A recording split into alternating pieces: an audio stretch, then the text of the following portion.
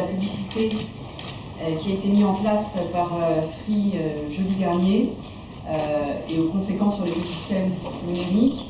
J'ai reçu ce matin les représentants des éditeurs de contenu, de la presse en ligne et des régies internet et des annonceurs, et puis ensuite la direction d'Iliad Free. Alors s'agissant des représentants des annonceurs et des éditeurs de contenu, ils m'ont bien sûr fait part des conséquences graves qu'un blocage généralisé des publicités sur Internet aurait pesé sur l'économie globale du secteur numérique et sur leur modèle économique. Je crois qu'il est très important de préciser à nos concitoyens que le secteur de l'Internet est à la fois un secteur en forte croissance, qui est porteur de création d'emplois, d'innovation, mais qui reste actuellement fragile et soumis à la domination de ce qu'on appelle les géants de l'Internet, qui sont quasiment tous non européens, que le modèle de financement par la publicité est un modèle important pour un certain nombre de sites, qu'ils soient des sites d'information ou des sites de services en ligne. Et donc je regrette que cet incident ait pu avoir tendance parfois à stigmatiser la publicité, alors qu'elle constitue justement aujourd'hui un élément central de l'économie numérique,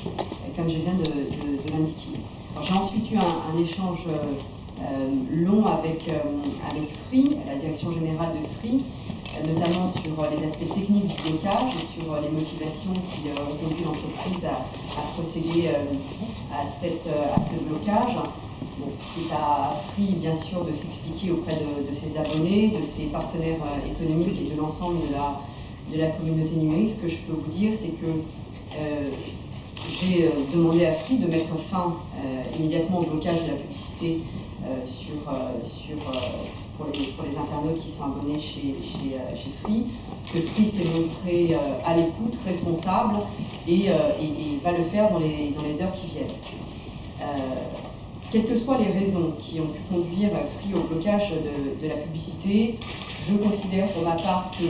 la brutalité et la façon, la manière de procéder n'est pas acceptable, que des centaines de milliers d'acteurs du numérique, et notamment beaucoup de PME, s'appuient tous les jours sur la publicité pour financer leur site, pour vendre leurs produits, les mettre en valeur, pour gagner des parts de marché et convertir de nouveaux clients. Donc un acteur, je pense, ne peut pas remettre en cause de manière unilatérale tout le système, et c'est ce que j'ai indiqué assez fermement et clairement au directeur général de Free. Je crois aussi important de resituer cet incident dans un contexte plus général,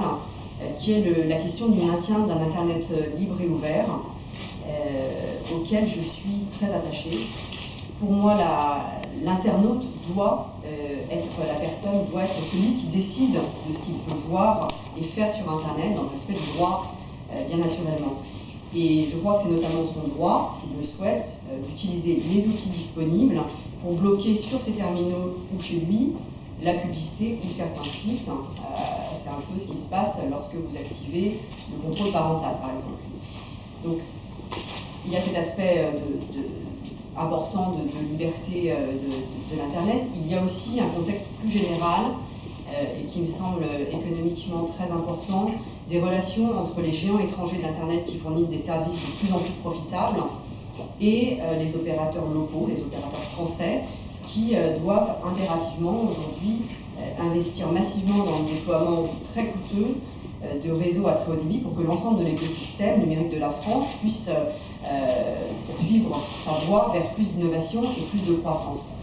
Donc aujourd'hui, pour que ce principe essentiel d'un Internet libre et ouvert soit garanti,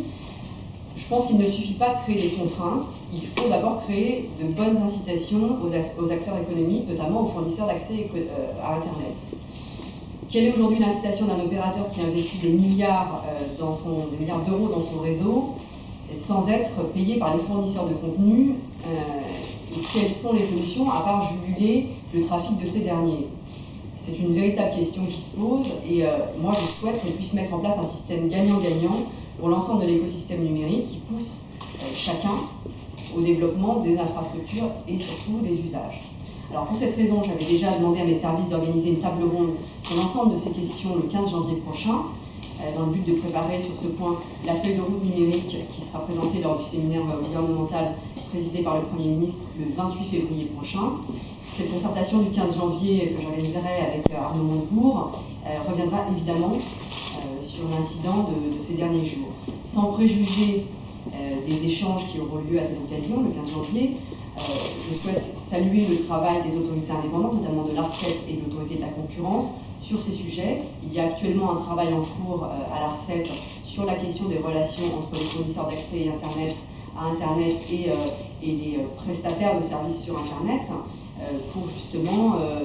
examiner les aspects économiques et les aspects juridiques des questions de gestion du trafic et éventuellement de monétisation, de gestion du trafic. Des éléments seront examinés par l'autorité par l'ARCEP dans les jours qui viennent. Sur les aspects